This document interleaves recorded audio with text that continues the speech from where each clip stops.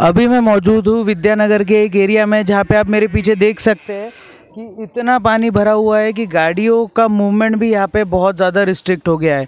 हम लोग यहाँ पे घुटने तक के पानी में डूबे हुए हैं और हम लोग हर बार बोलते हैं कि कई बार ऐसा लगता है कि प्रशासन बोलता है कि सूखा पड़ा है, सूखा पड़ा है, और जब बारिश आती है तो बारिश इन लोगों से हैंडल नहीं की जाती।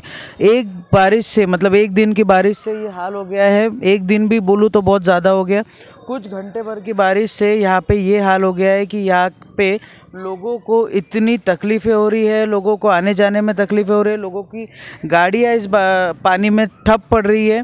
फिर भी प्रशासन बोलता है कि हम लोगों ने सारे नाले साफ़ कर रहा है, सारे गटर साफ़ करवाए हैं। और अभी हम लोग जैसे देख पा रहे हैं कि और एक गाड़ी यहाँ से आ रही है और इस गाड़ी में भी देख लीजिए कि पानी में लगभग आधा टायर उनका डूब चुका है, जबकि ये बाइक है।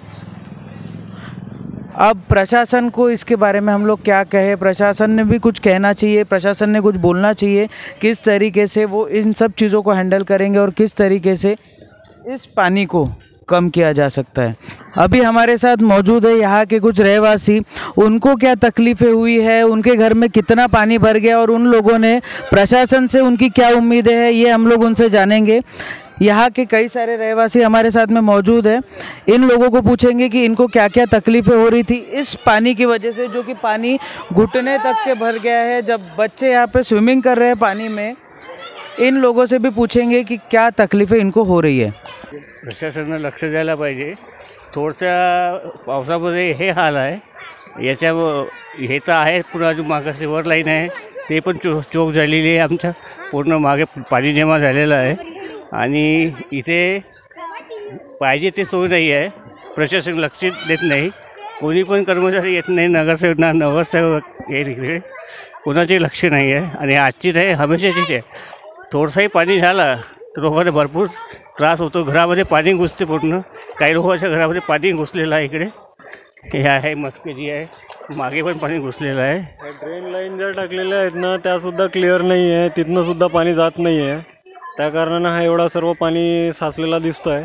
जर हे क्लिअर राहिलं असतं तर एवढं पाणी राहिला नसता, त्या सर्वात आधी साफ केल्या जावं एवढीच आपली इच्छा आहे। इथले जे रोड आहे ते एकही रोड कामाचं नाही झालेलं आहे, पूर्ण इथं गड्डा करून ठेवलेला आहे, आजूबाजूचे रोड झाले आहे आणि त्याच्यामुळे हा पाण्याचा पूर्ण इथं स्टोर होऊन राहिला।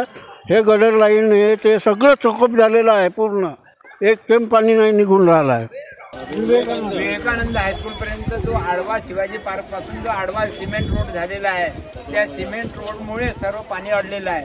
त्या पाणी अडल्यामुळे श्रीकृष्णनगर संपूर्ण परिसरामध्ये ते पाण्याचं थैमान घातलेलं आहे। प्रत्येकाच्या घरामध्ये पाणी घुसलेलं आहे आणि कमी कमी 2-2 फूट पाणी आहे श्रीकृष्णनगरमध्ये, प्रत्येक घरामध्ये पाणी घुसलेलं आहे का। त्याच्यामुळे ही गैरसोय त्वरित बंद करावी नाही। आडवा रोड हे झालेला आहे आणि हे जे पाणी येऊन राहिलेलं आहे ते शेषनगर पासूनचं पाणी येऊन राहिलेलं आहे, शेषनगर पासून श्रीकृष्णनगर पर्यंत। मैं महाराष्ट्र टीवी 24 के लिए शांतनु अग्रवाल, नागपुर से।